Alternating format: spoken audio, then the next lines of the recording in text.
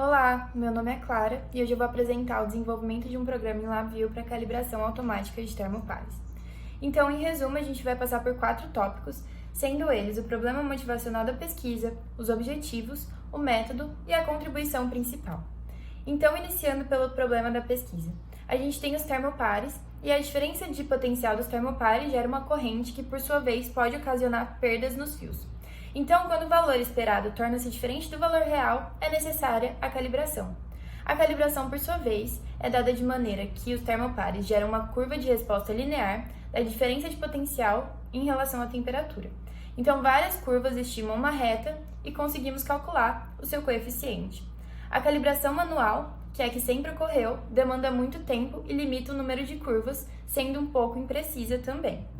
Então, os objetivos desse trabalho são a elaboração e execução de um programa com interface para interação intuitiva e objetiva entre usuário e máquina, elaborado em um ambiente de programação gráfica, com ênfase em tratamento e aquisição de dados, que é o LabVIEW, avaliação experimental dos dados dos N termopares com adjuntas quentes e um sinal de referência, que é o sensor do termômetro digital, em um banho termostático, a aquisição de informações e tratamento de dados para obtenção das curvas de calibração, de acordo com o método Abernet e Thompson, seguindo os parâmetros impostos pelo usuário.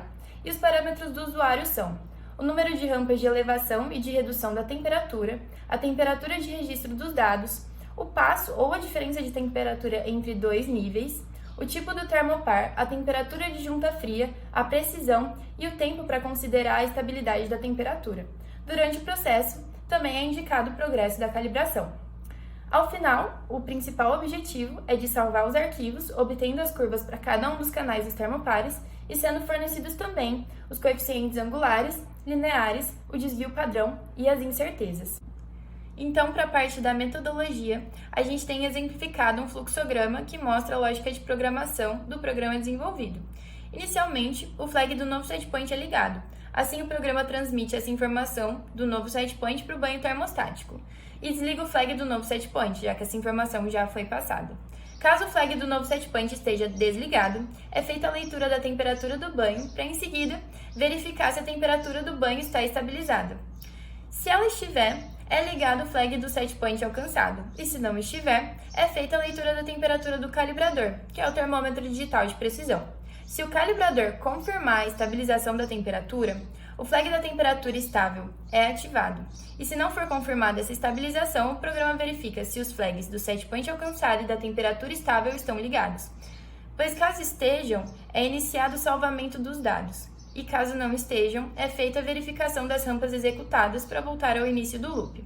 Da mesma forma, no outro loop, a gente tem o início da aquisição das temperaturas, o que faz com que o flag do salvamento dos dados esteja aceso. Assim, inicia-se o salvamento das temperaturas em um arquivo, e esse só para quando a quantidade de linhas salvas colocadas pelo usuário for alcançada. O flag do novo setpoint e o seu loop são finalizados quando o setpoint final for alcançado, assim como o número das rampas de subida e descida executadas. Por fim, são calculados os coeficientes de calibração, as incertezas e o desvio padrão. Para a contribuição principal do programa, temos a confiabilidade de dados, a redução da incerteza da medição, a variação da temperatura N vezes para o maior ajuste das curvas de calibração e, consequentemente, a manutenção da precisão, e também temos que a calibração automática idealiza o maior número de curvas que visa a redução da incerteza e permite a calibração com mais patamares de temperaturas sem necessitar um monitoramento constante, o que é um avanço dentro do laboratório.